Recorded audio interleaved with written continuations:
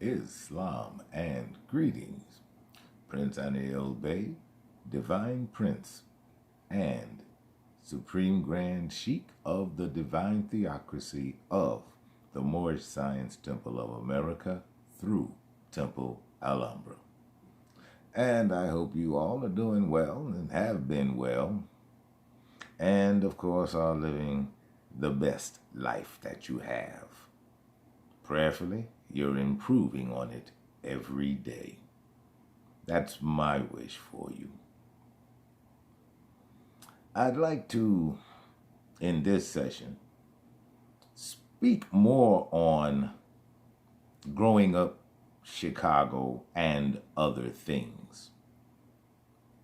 And because I have had many experiences here, this was a wonderful town.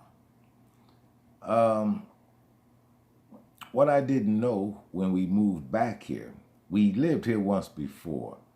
I have a younger brother who was born here, and then we left and we moved to Kansas City. That's my father's home. At any rate, when we left D.C. and moved to Brooklyn, let me finish this thought first. What I didn't know and wasn't aware of at that time was that Chicago was the most segregated city in the world. Bar none.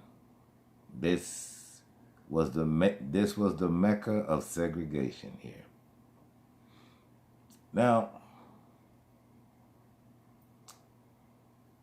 we moved to Brooklyn from D.C. We lived off Flatbush Avenue. Now, if you think Chicago is a city of neighborhoods, so's New York. So's New York. Got a lot of neighborhoods. And in the part of Brooklyn we lived in, it was pretty diverse for the most part.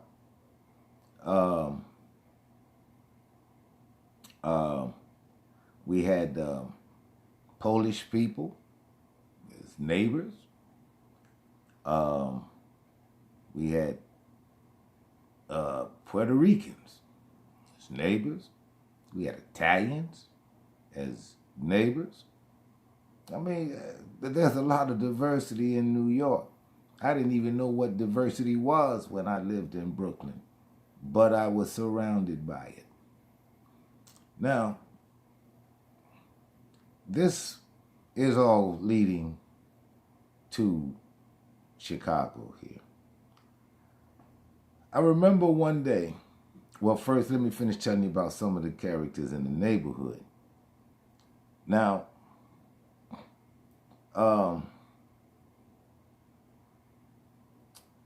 there was Ralph, the Polish guy, the little Polish boy, lived down the street. He was like 2-3 houses down. And then you had the Lopez family. They lived on our side of the street, you know, a little further down the block. And across the street, you had the Magadinos. Now, I was a little guy, but even I knew then that Mr. Magadino was not like all of the other fathers on the block. Mr. Magadino, he drove a 1959 Cadillac, and he had 5 sons. And I knew that there was something different about the Magadino's boy's dad. Now, this one son, one of the Magadino brothers, his name was Danny. Now, Danny was about, 16, 17 years old. I'm just a little kid.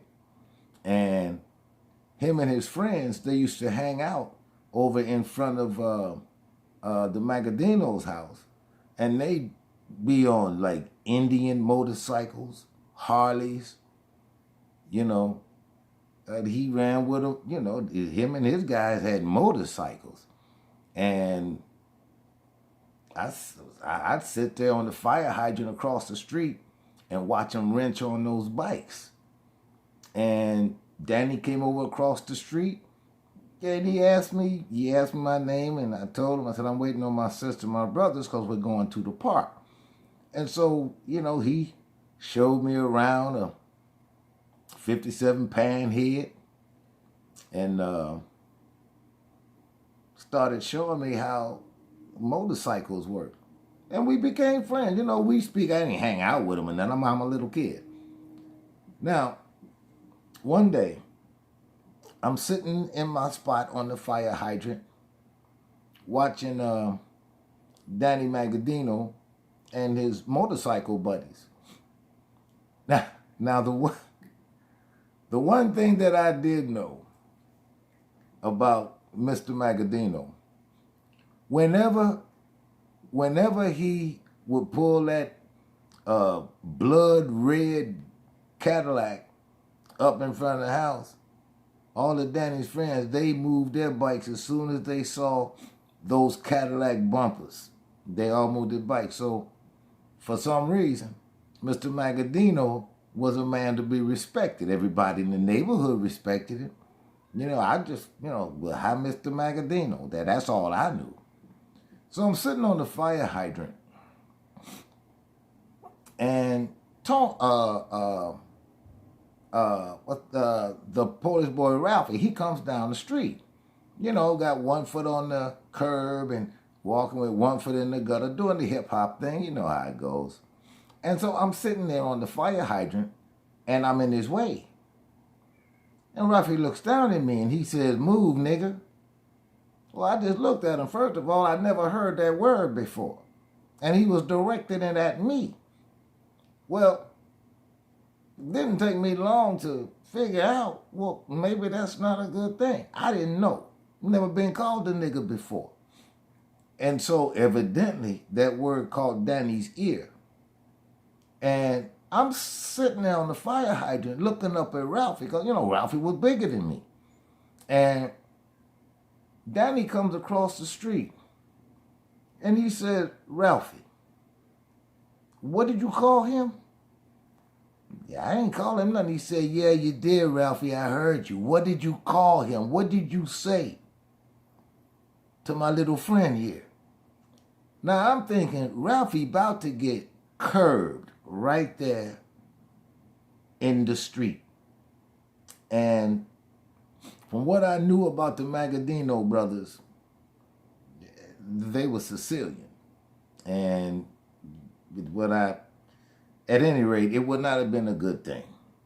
And so Danny told Ralphie, he said, "Look, this is Mr. Crowell to you. And from now on, whenever you see him and I'm outside, that's what I better hear you call him. You hear me, Ralphie? You understand me, Ralphie?" And Ralphie, of course, he understood. And that was the first time I was ever called a nigger. And I also learned that there are people who do know right and wrong and who will stand up against injustice and what's wrong. Now, understand, I still didn't know what a nigger was. But I did know what weed smelled like. I knew what weed smelled like before we left D.C. But I didn't know what a nigger was. And that was one of my experiences living in Brooklyn. And it's still one of the greatest places on earth to grow up. And as I got into the profession, and people have always been my profession, always. And I now have a question.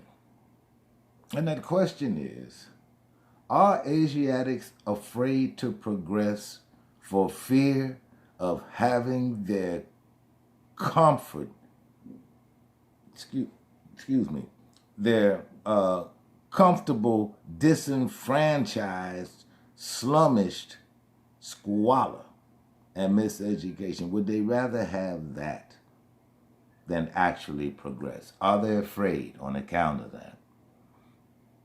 Well, I coined the term some years ago.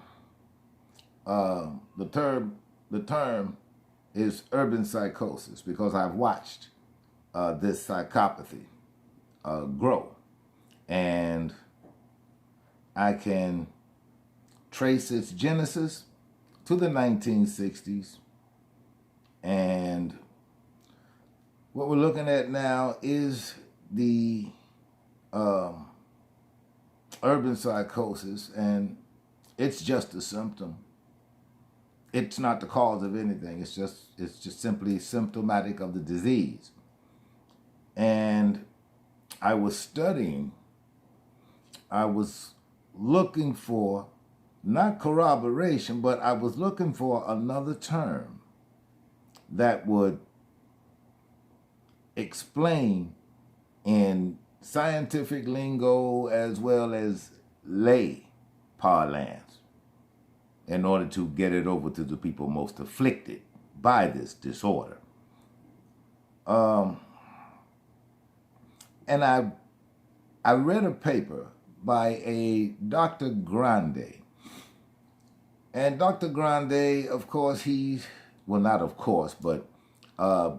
Freudian. I am not. I am a Rogerian. I'm not a Freudian. Not at all, not by any stretch. Or Jungian, none of that. I am a Rogerian, and when it becomes necessary, I will fall back on my Viktor Frankl, because Franklian psychology, it absolutely does get to the heart of the matter, and Franklian psychology, to me, is a rather good way to go. But I am a Rogerian by profession. I follow the model set forth by Carl Rogers. So I'm a Rogerian. And what Dr. Grande, what his theorem, when I read his paper, it made the most sense to me. And it was the only term that I could put to this, to explain what I was looking at. And these were observable behaviors. They're not analytical, nothing that had to be analyzed. These were observable behaviors. And what Dr. Grande came up with in his paper was a term called egocentric. And that's exactly what I was looking at. I simply didn't have the term, because there was no term for it until I ran across Dr. Grande's paper. And Dr. Grande, he explains the egocentric as somebody's emotions and behavior and cognitions. They're pretty much consistent with their values, their beliefs, and their ideal self-image. Now that's an egocentric personality. And when you see Asiatics, especially aging under the conditions that they are born into, when you see them like on YouTube or WorldStar or whatever other platform they use to display their animalistic ignorance, what you are looking at is Dr. Grande's egocentric behavior. Now, their emotions and their behaviors and their cognitions, they are in line with their values, their beliefs, and their ideal self-image. When you see them tearing up a McDonald's, their ideal image of self is, I deserve whatever I want, and I demand you give it to me. Now, some would call that more than a stretch of narcissism. Others would say, well, he or she is self-centered. Well, all of these would be correct. However, the clinical term is egocentric. Now, it also has an opposite. It's called ego-dystonic. Now, when someone is ego-dystonic, just the reverse happens. That's when their feelings and thoughts and behaviors are inconsistent or unacceptable when compared to their values. That is like someone who, let's say, knows more science and is deep into it, knowing there is a thin line between remaining in the light and falling to the dark. Yet you do things that are reserved for the dark, and you know better, which means that your actions and your thoughts are inconsistent with the values that you hold and that you have and that you live by. Let me see if I can't break this down to you better. Let's say the devout Christian church lady never said a profane word in her life. Let that bowling ball fall on her foot in the bowling alley. Well, she's going to forget all about God and Jesus, and she's going to let the expletives fly. Now, that behavior, that is dystonic behavior, because those aren't her values. Cussing every word, and those are not her values. She does not believe that that is the way that people of intelligence should talk. I mean, it is inconsistent. That's dystonia. That's dystonic. And so there's ego-syntonic and ego-dystonic. And what I've been looking at is egocentricism. That's what I've been looking at. I couldn't put a word to it. I couldn't put a name to it. But that's what it is. And when Asiatics act out, well, I'm not going to use the term act out. When they demonstrate who they really are, the one thing that can be absolutely touted as a matter of fact, that is, they were dragged up that way. Because all they are exhibiting is that they have no home training. They were never trained how to act in public, unsupervised. And for generations, this has gone on. To the point now where these little boys have been coddled to where now they join the military, they are issued a timeout card because they can't take the rough verbal commands from a man. They're unable to do that. Their minds will not allow them to accept this because they were dragged up by women who weren't equipped to be mothers to anything. And they had these little boys and let them loose on the world. And so now they're not fit for anything. Allah bless the few who know that because they are from a place, they know they do not have to be of that place. And anybody who lived around 39th, come out of the Jecks, you can't tell us nothing about hard times. You can't tell us nothing. And for us not to be, on America's Most Wanted, or just another statistic from our high school class. As a matter of fact,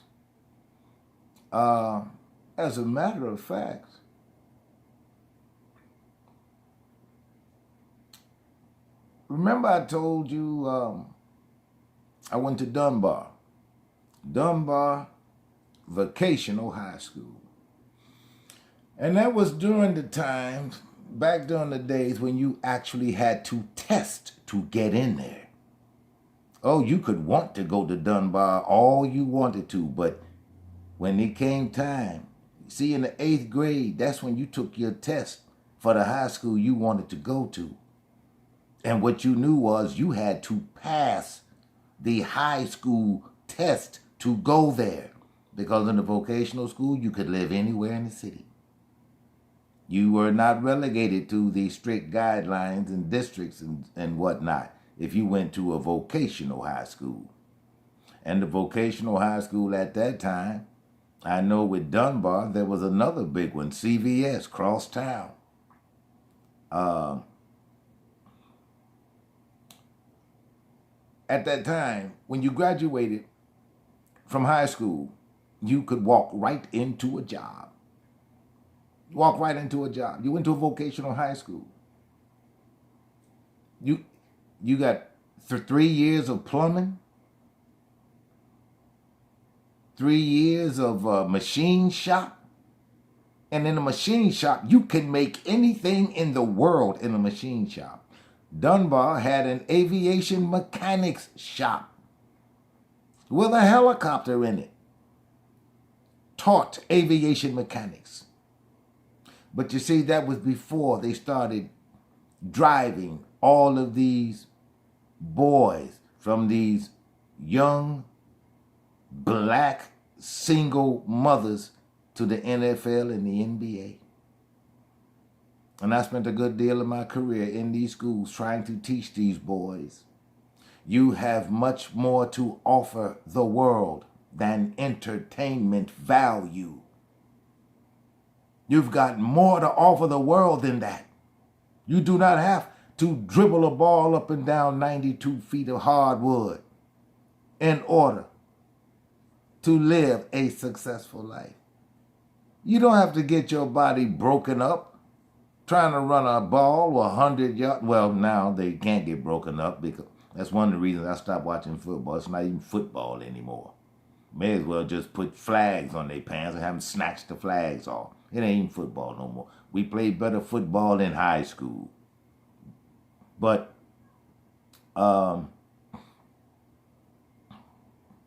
success is the mindset. And if success becomes a goal, there is nothing in the world that can stop you. Nothing. Case in point, got a couple of partners who are relatively famous, I'll say. One, we were on the football team at Dunbar. And, of course, as I stated in an earlier video, some 29 some odd videos ago, I keep my oaths.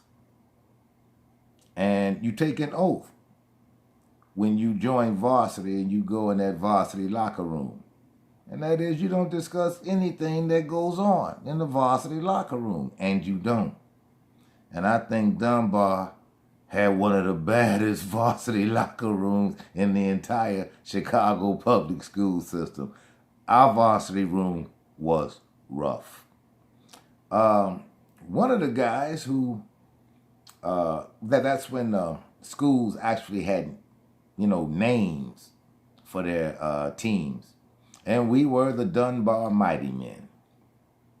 And one of the Mighty Men went on to, from what I understand, I haven't talked to him in, good God, 50 years.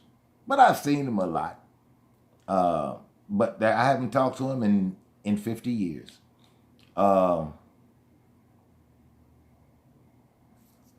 I think he was a. I think he was a guard. My God, I forgot everybody's position. The only thing I knew, I was a running back. Um, I think he was a guard. I think he was a guard, and like I said, they became relatively famous. From what I understand, he joined the army when he got out of school, uh, and let's see, I was living in, well, yeah, I'd been home from the war for years, and I saw him on a TV show. And this was back in I think the 80s had just begun. I think the 80s had just begun. And I saw him on this TV show. And he was bouncing people out of this club on the north side. And it was him.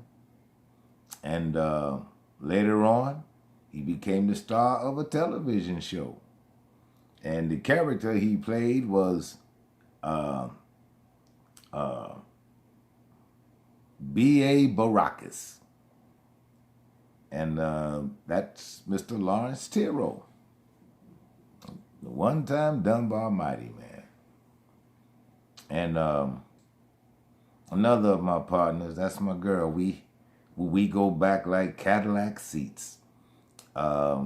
We turned a few corners together. We were in different gangs, though.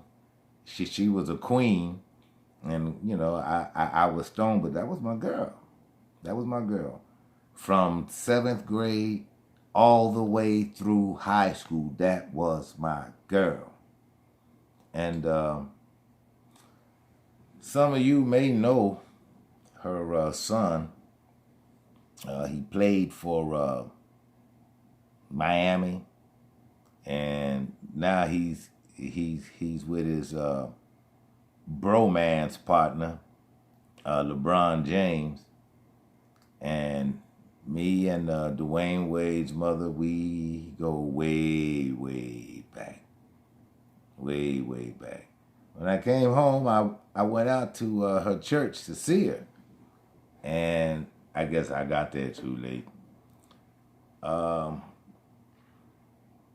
But Chicago used to turn out some really decent students. Even during that time, it was still a miseducation institution, because schools today, they are retention centers. And by retention, I mean students now are expected to retain the garbage and useless tripe that they are forced to ingest. And today's schools are retention centers that lead to detention centers. And that is from Princeanaelbey. And that is what the schools do today. They are retention centers guiding the misguided youth to this detention centers. That is what they do. And so, if you're interested, try to fix the problem. Try to fix the problem. It's the best thing, really. It's the best thing, really. But growing up here, it was great. It was great. There was nothing else like it, except maybe Brooklyn. When we lived in D.C., over on 3rd and Bates, I went to John F. Cook Public School down there in Washington, D.C. Wasn't that far from the house. And I loved going to school down in D.C. Well, back then anyway. Don't forget to like, share, and subscribe. And I will be back in just a little bit because I have so much to share with you. In the meantime, you all be good to one another, you love one another, and you protect one another. I bid you peace.